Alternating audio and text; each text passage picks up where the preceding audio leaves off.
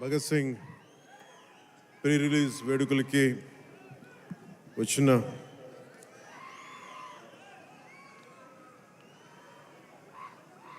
నా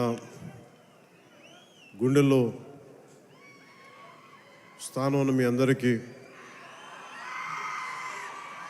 మా దీన్ని టీవీలో చూస్తున్న తెలుగు ప్రజలందరికీ మీ అందరికీ నా హృదయపూర్వక నమస్కారం. మనస్ఫూర్తిగా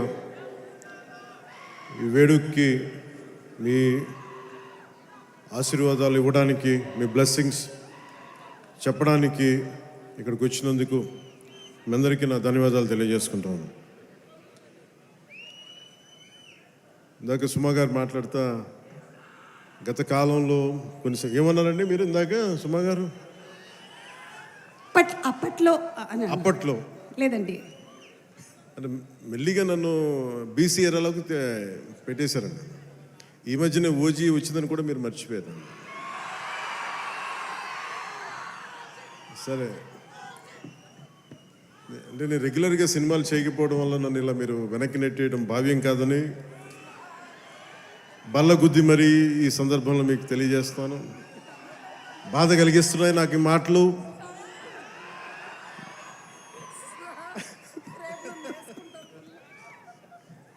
సరదాగా సినిమా నాకు చాలా ఇష్టమైంది. నాకు అన్నం పెట్టిన సినిమా, ఈరోజు ప్రజలకు సేవ చేసే గుర్తింపునిచ్చిన సినిమా. అందుకే నా నిర్మాతలు బాగుండాలని కోరుకుంటాను. సినిమా కోసం ఉత్సాహంతో వచ్చే నా అభిమానులు ఆనందం కలగాలని కోరుకుంటాను. ఎప్పుడు సినిమా ఎలా ఆడాలి, ఎంత బాగా ఆడాలి నాకు తెలియదు. ఎప్పుడు సినిమా రిలీజ్ అయినప్పుడు కలెక్షన్స్ ఎంత ఇప్పుడు అడగలేదు, నాకు తెలియదు ఆ సంగతి. అలాగే నాకు ఏ సినిమా బాగుండాలని కోరుకుంటాను. నేను ఎప్పుడు తెలుగు సినిమా, తమిళ సినిమా ఇలా చూడండి. నేను ఇండియన్ సినిమా అనుకుంటాను. ఎప్పుడు నేను భారతీయ చిత్ర పరిశ్రమ అనుకుంటాను తప్ప ఈ తెలుగు, తమిళ్ లేదంటే హిందీ ఇట్లా అనుకోని ఎప్పుడు.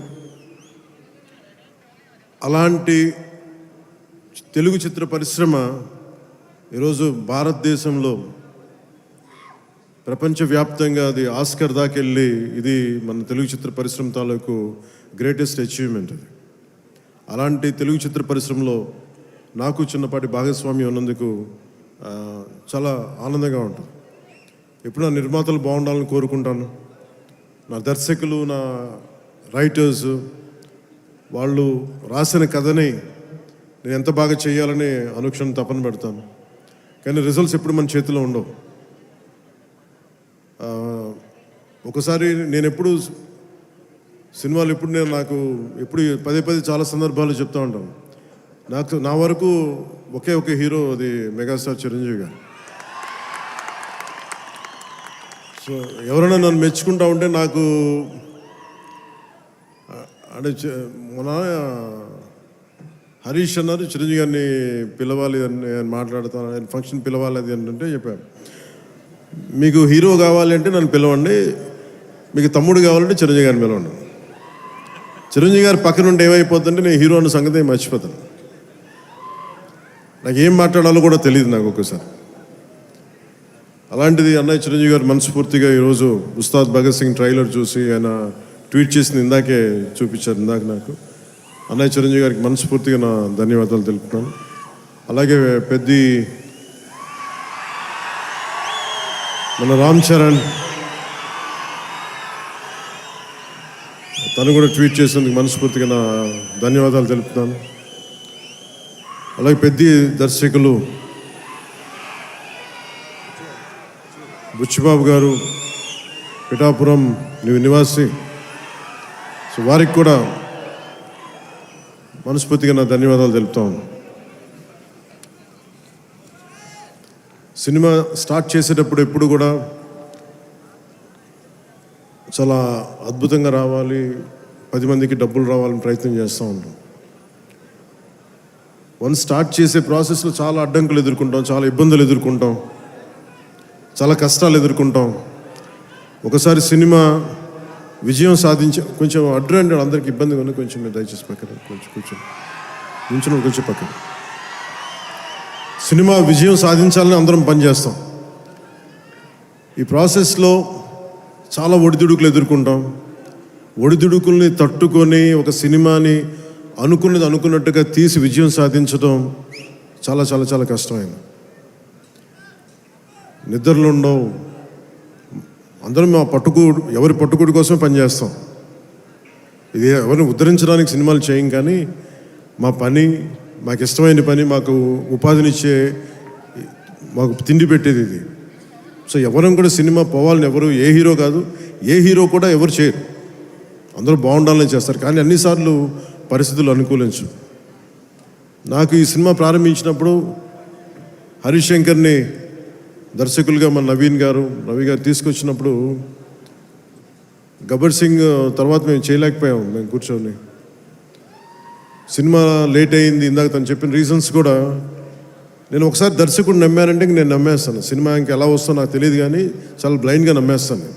ఏం చేయమంటే చేస్తాను. సో తను అనుకున్న ఒక కథను తీసుకొచ్చారు. దాన్ని పూర్తి స్థాయిలో ముందుకు వెళ్ళలేకపోయాం. చిన్న కథ మారింది, మధ్యలో కోవిడ్ వచ్చింది. వీటన్నిటి మధ్య పాలిటిక్స్కి వెళ్ళాం. పాలిటిక్స్లో ఇప్పుడున్న పదవిని బాధ్యతలు తీసుకోవటం వల్ల వీటన్నిటి మధ్య ఎలా డేట్స్ ఇవ్వాలి అన్నీ కూర్చోబెట్టి నాకున్న ఈ విధులకి ఇబ్బంది కలగకుండా ఎలా చేయాలనేది రాత్రి పగలు కూర్చొని చాలా తక్కువ టైంలో చేశాను. ఈ సినిమా చూసిన తర్వాత నాకు ఒకటేమనిపించిందంటే, 48 రోజులు చేసావా హరీష్? ఒక 40-45 రోజుల్లోనే సినిమా ఫినిష్ చేశాను. మేజర్ సినిమా అంతా. అది కూడా కరెక్ట్గా చెప్పాలంటే రోజుకి నేను పొద్దున ఒక 2-3 గంటలు, సాయంత్రం ఒక 3 గంటలలో పనిచేశాను. కొన్నిసార్లు 5-6 గంటలు. అంటే నిజంగా ప్లాన్ చేస్తే నాకు సినిమాలు చేయొచ్చు అనే భరోసా ఇచ్చింది ఉస్తాద్ భగత్ సింగ్. హరీష్ అంత బాగా ప్లాన్ చేశాడు. అంటే ఒక దర్శకుడు చాలా బాగా చెయ్యాలి అంటే ఒక మైత్రి మూవీ మేకర్ సక్సెస్, వాళ్ళు తీస్తున్న వరుస విజయాలు కావచ్చు, పుష్ప కావచ్చు, రేపొద్దున్న పెద్ది కావచ్చు, అంతకుముందు తీసిన దూకుడు కూడా మీదే కదా, జనతా గ్యారేజ్ కానీ, శ్రీమంతుడు కానీ, సినిమాలు అంటే ఒక నిర్మాణ సంస్థకి ఇన్ని విజయాలు ఎందుకు వస్తాయి? అది కాకతాళీయంగానో చాలా యాక్సిడెంట్గా జరగవు. They must be great thought behind it, great effort behind it. అందుకని వీళ్ళకి విజయాలు వస్తున్నాయి అంటే వాళ్ళు ఎంత కష్టపడతారని నాకు ఈ సినిమా చూసాక నాకు అర్థమైంది. మనస్ఫూర్తిగా అలాంటి మైత్రి నిర్మాణ సంస్థలో నాకు అవకాశం వచ్చింది. మనస్ఫూర్తిగా వారికి నా ధన్యవాదాలు తెలియజేసుకున్నాను. సార్, నేను పాలిటిక్స్లో మాట్లాడలేకపోతున్నాను, కొంచెం భరించండి.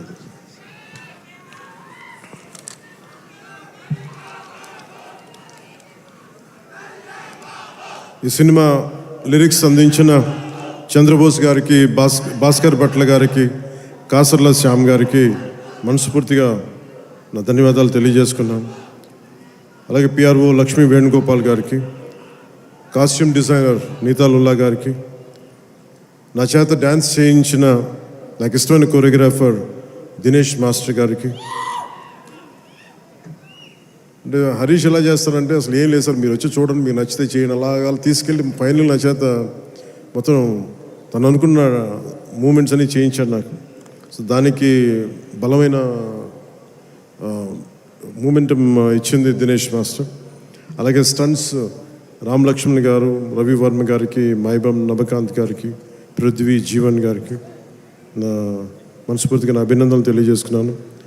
ఈ సినిమాకి అడిషనల్ స్క్రీన్ ప్లే రాసిన రమేష్ రెడ్డి గారికి, ఈ సినిమా ఆగిన సినిమా ఇంత ఫాస్ట్గా మళ్ళీ రావడానికి చాలా ముఖ్య పాత్ర వహించిన దర్శకులు, screen play writer K Dashrath గారికి, ఎడిటింగ్ చేసిన కార్తిక్ శ్రీనివాస్ గారికి, అలాగే ప్రొడక్షన్ డిజైనర్ ఆనంద్ సాయ్, నా స్నేహితుడు. తను చిన్నప్పుడు మేమిద్దరం చెన్నైలో పెరిగిన వాళ్ళం. ఈరోజు మీకు అర్థమవుతుంది సినిమా చూసిన తర్వాత ఒక ప్రొడక్షన్ డిజైన్, తన సెట్ డిజైనింగ్ ఏ స్థాయిలో ఉందనేది ఒక అత్యంత అద్భుతంగా తీర్చిదిద్దారు ఆనంద్ సాయి గారు. వారికి మనస్ఫూర్తిగా నా అభినందనలు. ఈ 2 పాటల్ని ప్రత్యేకి మన కెమెరామెన్ అయనంక బోస్ గారికి చాలా బ్యూటిఫుల్ ఫోటోగ్రఫీ చేశారు. అలాగే ఈ 2 పాటల్ని, ఇప్పుడు కనిపించే 2 పాటల్ని రవి వర్మన్ గారు చేశారు. వారికి కూడా వారి అద్భుతమైన ఫోటోగ్రఫీ, వారికి కూడా నా అభినందనలు తెలియజేస్తాను. దేవిశ్రీ లేకుండా, దేవిప్రసాద్ లేకుండా సినిమాకి ఈ స్థాయి ఊపొచ్చుండేది కాదు. ఆయన సంగీతం దేశం మొత్తం ఊళ్ళు మన అందరినీ ఊపుతూ ఉంటుంది. అలాగే దేవిప్రసాద్ గారి మొదటి ప్రైవేట్ ఆల్బమ్, ఫస్ట్ టైం సినిమాలోకి రాకముందు వీడియో ఆల్బమ్, మ్యూజిక్ ఆల్బమ్ని నేనే రిలీజ్ చేశాను. అప్పుడు నా మొదటి 2-3 సినిమాల మధ్యలో ఆయన అసోసియేషన్ లాగా కంటిన్యూ అవటం మనస్ఫూర్తిగా వారికి నా అభినందనలు తెలియజేస్తున్నాను.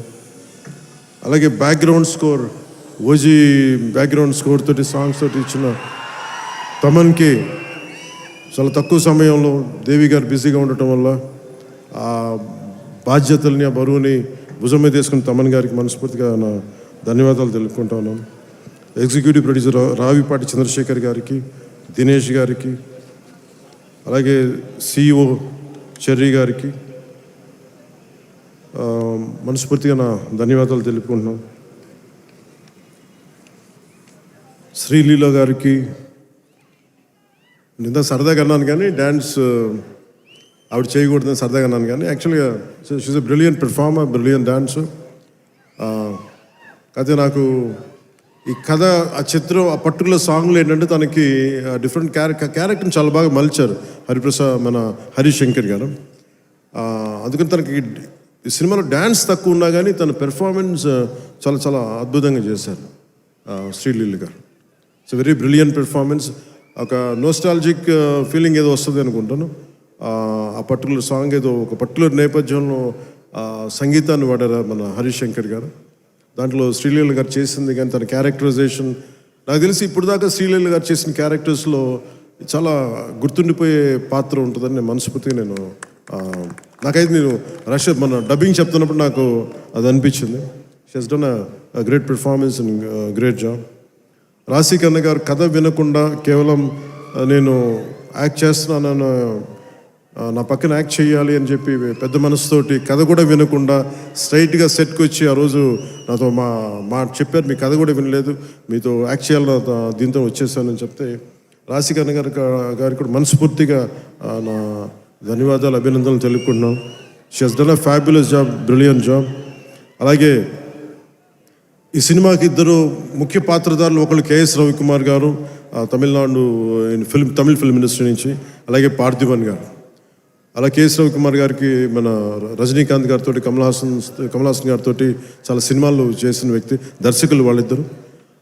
KS రవికుమార్ గారు, వారికి కూడా నా ధన్యవాదాలు తెలియజేస్తా ఉన్నాను. ఎస్పెషల్లీ పార్థిబన్ గారికి నాకు చాలా ఇష్టమైన వ్యక్తి.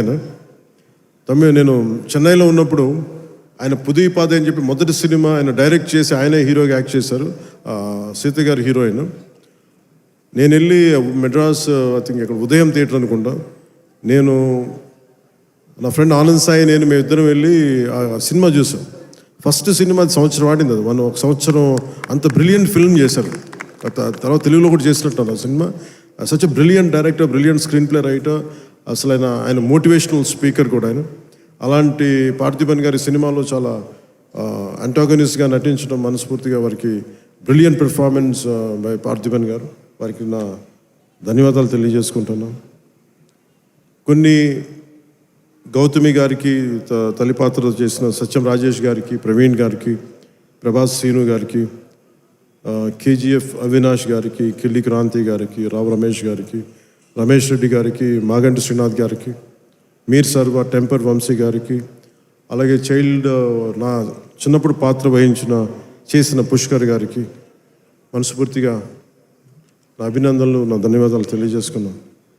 నవీన్ గారికి గబ్బర్ సింగ్ చూసినప్పుడు యుఎస్లో ఆయన మొదటి డిస్ట్రిబ్యూటర్గా ఉండేవారు. చాలా సందర్భాల్లో కలిసినప్పుడు నాతో మీతో ఒకసారి సినిమా చేయాలి, అలాంటి గబ్బర్ సింగ్ లాంటి విజయం ఉండే సినిమా మీకు చేయాలని కోరికని ఒక 7-8 ఇయర్స్గా, ఆల్మోస్ట్ 10 ఇయర్స్గా అడుగుతూ ఉన్నారు. అది ఈరోజు ఉస్తాద్ భగత్ సింగ్ ద్వారా తీరుతుందని మనస్ఫూర్తిగా నేను ఆకాంక్షిస్తున్నాను, ఆశిస్తున్నాను. అలాగే రవి గారికి కూడా నా బెస్ట్ విషెస్ తెలియజేస్తా ఉన్నా. ఈ సినిమా ఈరోజు అయ్యి ఇంత బాగా వచ్చిన సినిమా అంటే ఒకడే కారణం దీనికి. మీలో ఒకటి దర్శకుడైతే ఎలా ఉంటుందో అది హరీష్ శంకర్.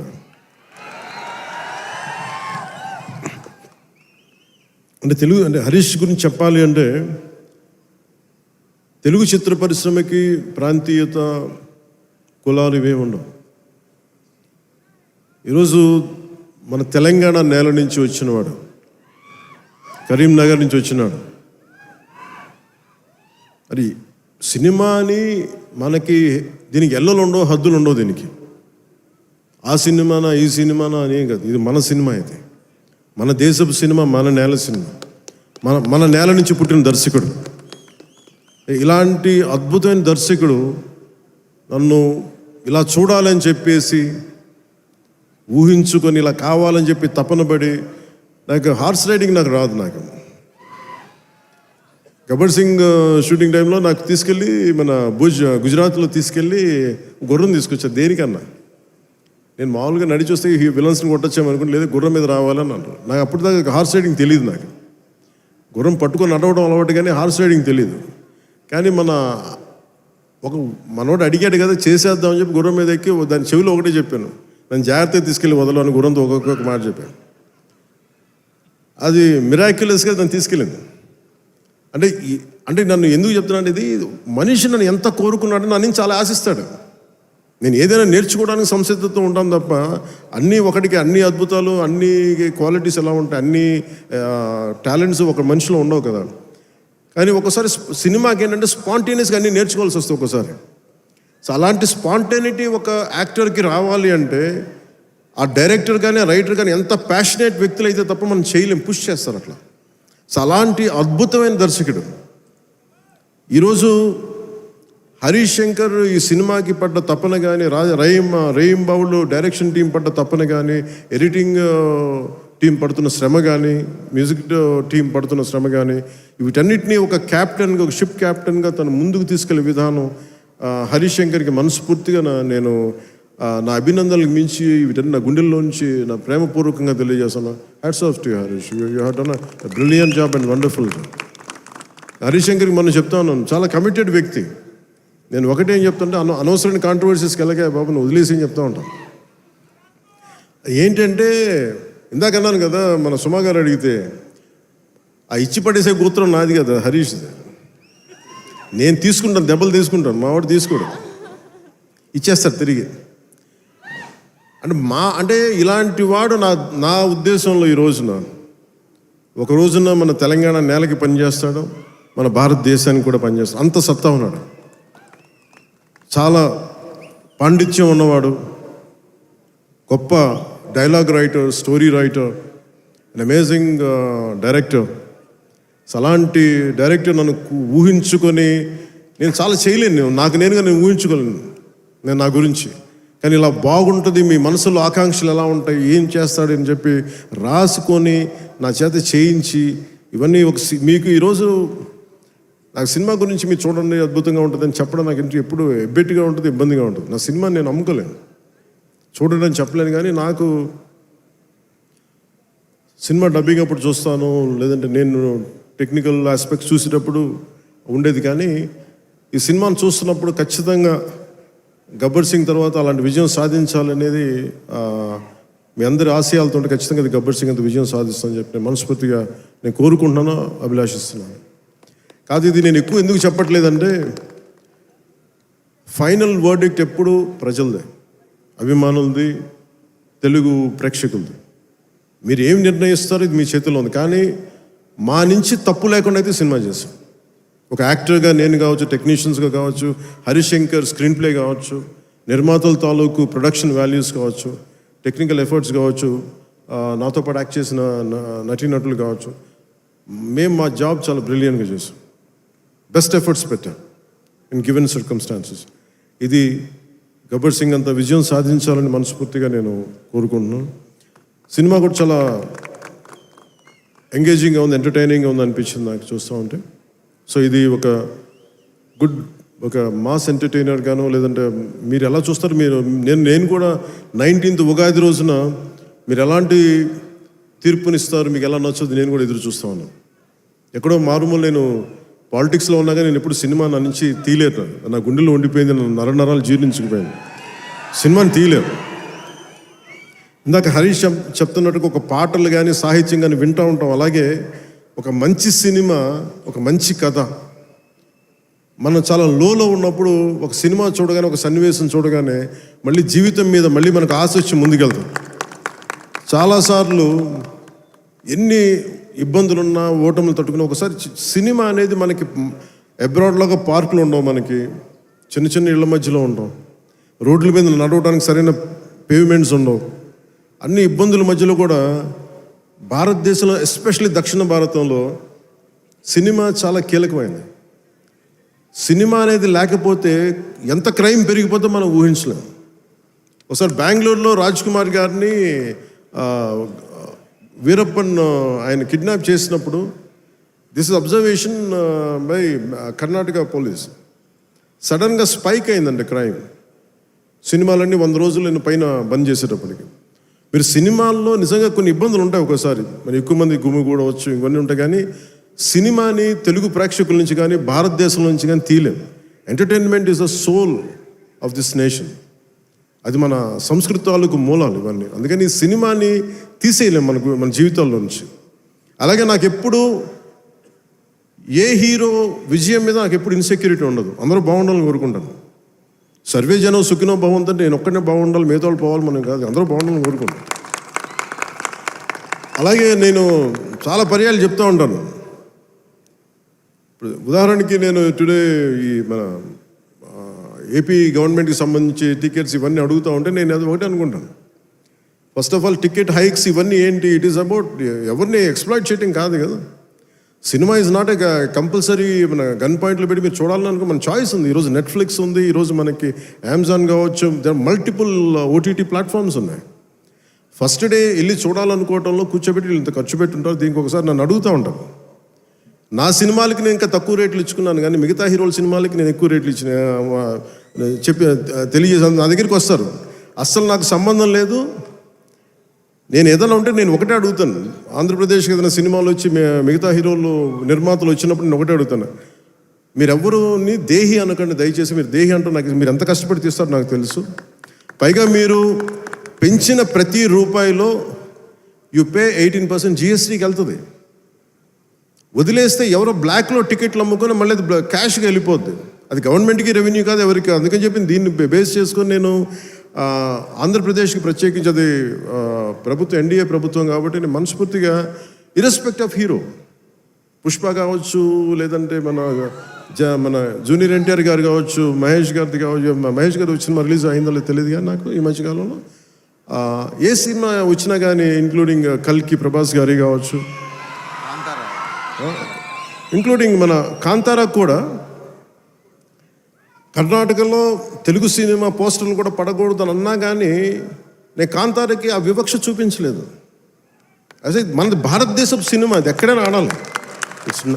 ఇది ఇది ఇది మన ఒక్కరిది కాదు, ఇది మన అందరం బాగుండాలని కోరుకుంటాం. సో అలాంటిది ఈ సినిమా, ఈ కలెక్షన్స్ ఇవన్నీ ఏంటంటే నాకు ఆ పిచ్చి లేదు. నాకు నా సినిమా పిచ్చి కలెక్షన్ ఏముంటుందని అన్నిటిని దాటి అలా ఏముండదు. ఏంటంటే సినిమా బాగుంటే ప్రేక్షకులే 10 సార్లు చూస్తారు, 100 సార్లు చూస్తారు. మన చేతిలో ఉన్నది పని చేయడం. సో తెలుగు సినిమా అనేది ఇర్రెస్పెక్టివ్, మనం ఈ ఫ్యాన్ వార్డ్స్ ఇవన్నీ చూస్తూ ఉంటాను. నాకు చాలా చాలా మీరందరూ ఏకాభిప్రాయం అంటే మీకు ఒక డెఫినెట్గా మన ఇంకొక హీరో మనకి ఇష్టం, అది చూడాలి. కానీ అబ్యూజివ్గా ఉండిపోవటం, ఆన్లైన్ వార్డ్స్ అబ్యూజివ్గా అయిపోవటం, ఇది ఒక రైట్ వాతావరణం అనిపించదు నాకు.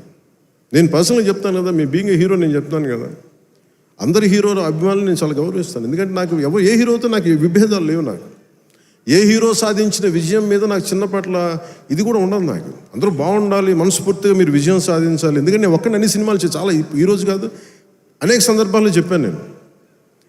నేను చేస్తే మహా చేసే సంవత్సరానికి ఒక సినిమాను 2 సినిమాలు చేస్తాను, నిజంగా హీరోగా ఫుల్ ఫ్లెడ్జ్గా ఉన్నా. కానీ ఇప్పుడు ఆ పరిస్థితి కూడా లేదు. అలాంటిది ఇన్ని థియేటర్లు, ఇంత ఇన్వెస్ట్మెంట్ రావాలి అంటే 100 సినిమాలు వస్తే తప్ప నిజంగా అక్కడ థియేటర్లు పోషింపలేదు. దాని తద్వారా ఉపాధి ఉంటుంది అందరికీ. అందుకని సినిమాలు బాగుండాలి, అందరూ చూడాలని కోరుకుంటాను తప్ప దాంట్లో మన సినిమా కూడా ఆడాలని నేను కోరుకుంటాను. ఒక హీరోగా నా ఒక ధర్మం, నా ప్రొడ్యూసర్స్ బాగుండాలని కోరుకుంటాను. నా సినిమాకి నేను చాలా లో టైంలో ఉన్నప్పుడు భీమ్లా నాయక్ అనే సినిమాకి మీరు నిలబడిన విధానం నేను మర్చిపోలేను నా అభిమానులకి. ఒకసారి అనుకుంటా, నేను మీరు కనుక లేకపోతే పవన్ కళ్యాణ్ అనేవాడు లేడు. ఒకసారి నాకు సభకు వచ్చే వరకు నేను ఏం మాట్లాడాలో నాకే పెద్ద అవగాహన ఉండదు. కానీ మిమ్మల్ని చూశాక ఒకటే చెప్పాలనిపిస్తుంది, మీ నుంచి నాకు 2 గుండెల దూరం అంతే. నా గుండె నుంచి మీకు ఎంత దూరం అంతే, అంత మీద మనందరి మధ్య 2 గుండెల దూరం అంతే. I love you.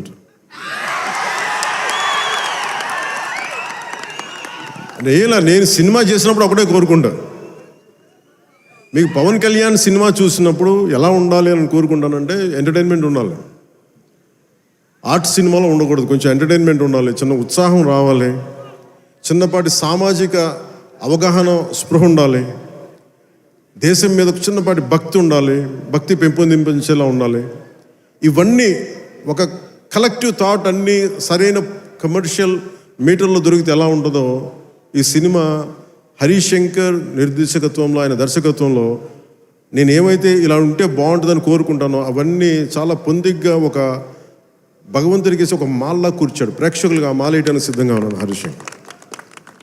మీరు this film will definitely I think entertain you. అంటే నాకేంటంటే డికేడ్స్ నుంచి లాస్ట్ 2.5 డికేడ్స్ నుంచి నాకు ఏ సినిమా చెప్పుకోవడం నాకు తెలియదు. తొలి ప్రేమ కూడా ఆడినప్పుడు, నా ఫస్ట్ సినిమా ఆడినప్పుడు కూడా అంటే మేబీ నా 3rd, 4th సినిమా నాకు తెలియదు అది ఎంత హిట్ అయిందని కూడా తెలియదు. అలాగే మన ఓజీ హిట్ అయినప్పుడు కూడా నాకు తెలియదు. అంటే నాకేమనుకుంటానంటే మన పని అయిపోయింది కదా, మీరు చొక్కాలు చించుకుంటారా, థియేటర్లో ఏం చేస్తారో నాకు తెలియదు నాకు. అలాగే ఈ సినిమా మీకు అత్యంత అద్భుతమైన వినోదం ఇవ్వాలి, మీకు జోష్ని ఇవ్వాలని మనస్ఫూర్తిగా కోరుకుంటూ మీ అందరికీ మరోమారు ఒకటి నా కుదిరినంత వరకు అంటే నేను చాలాసార్లు అనుకున్నాను, ఒకసారి సినిమాలో పాలిటిక్స్లోకి వెళ్ళి సినిమాలు వదిలేస్తే బెటర్ అనిపిస్తే ఒకసారి.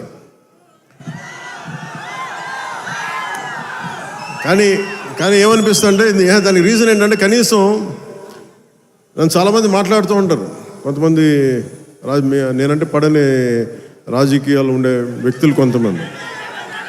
నాకేమనిపిస్తుందంటే అలాగే నాకేమనిపిస్తుందంటే రాజకీయాలు ఉండే వాళ్ళందరికీ కాంట్రాక్టులు చేసుకుంటారు, వాళ్ళందరికీ వ్యాపారాలు ఉన్నాయి. నాకు సినిమా ఉంది, కాకపోతే నేను కూర్చోబెట్టి మొత్తం పనులు అన్నీ వదిలేసి బాధ్యతలు వదిలేసి నేను సినిమాలు చేయట్లా. కనీసం ప్రతి మనిషికి 8 hours డ్యూటీ చేయాలి, అది కనీసం బేసిక్ రూల్, అది 8 hours. అలాంటిది నేను 16 గంటలు పనిచేస్తాను, 14 గంటలు పనిచేస్తాను. ఒక 3-4 గంటలు ఇలాంటి సమయంలో కుదిరితే అన్నీ కరెక్ట్గా పెట్టుకొని నా సమయాన్ని నిజంగా దృష్టిని దాని తాలూకు విలువను గుర్తించి సరిగ్గా ప్లాన్ చేసుకుంటే మన ఉస్తాద్ భగత్ సింగ్ లాగా ఎలా ప్లాన్ చేయగలం హరీష్ చూపించారు అది.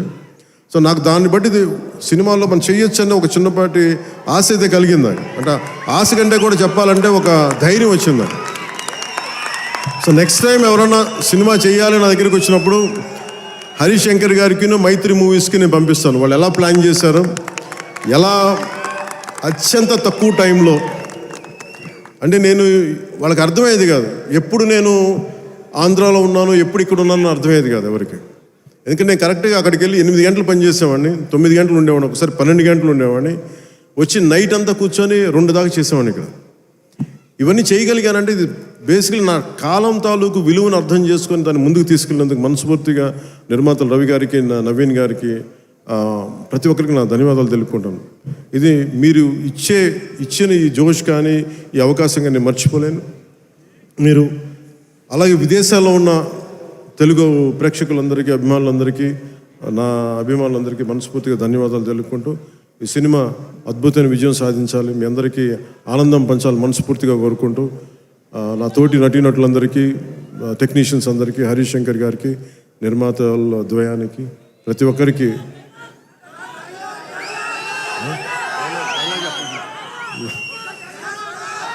నా ధన్యవాదాలు తెలుపుకుంటున్నాను.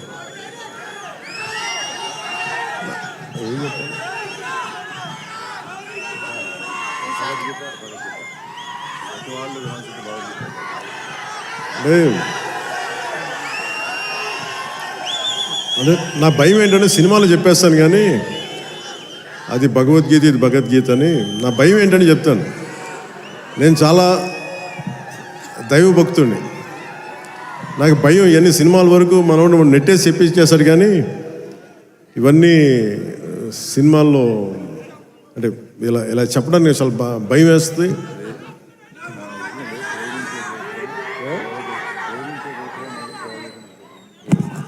అంటే ఇచ్చి పడేసి ఇవన్నీ కాకుండా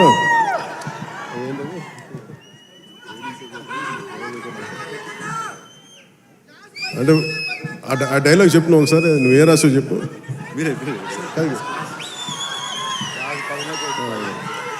అంటే ఏంటన్నా ఇచ్చి పడేసే గోత్రం ఏంటన్నా అంటే ఈయన రాసింది ఏంటంటే ఇచ్చి పడేసే గోత్రం ఇరగదీసే నక్షత్రం అని. అంటే నేను అలా చెప్పలేను. నా నిజ జీవితంలో నేనేం చెప్పగలను? మిమ్మల్ని ప్రేమించే గోత్రం ఉండదు.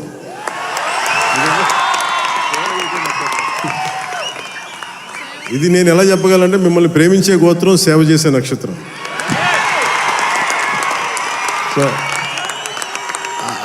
సో నేను డైలాగ్ చెప్పండి ఇదే చెప్పగలను తప్ప. సో మీ అందరికీ ధన్యవాదాలు తెలుపుకుంటూ ఈ పోలీస్ గ్రౌండ్స్ ఇచ్చిన తెలంగాణ రాష్ట్ర ప్రభుత్వానికి, గౌరవ ముఖ్యమంత్రి శ్రీ రేవంత్ రెడ్డి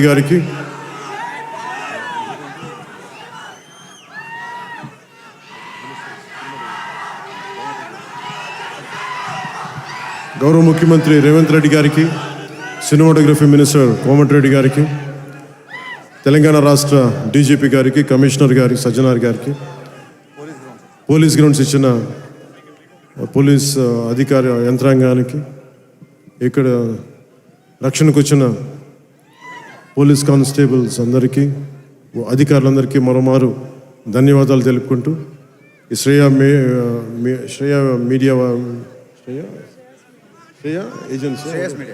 శ్రేయస్ మీడియా వారికి మనస్ఫూర్తిగా నా ధన్యవాదాలు తెలియజేసుకుని సెలవు తీసుకున్నాను.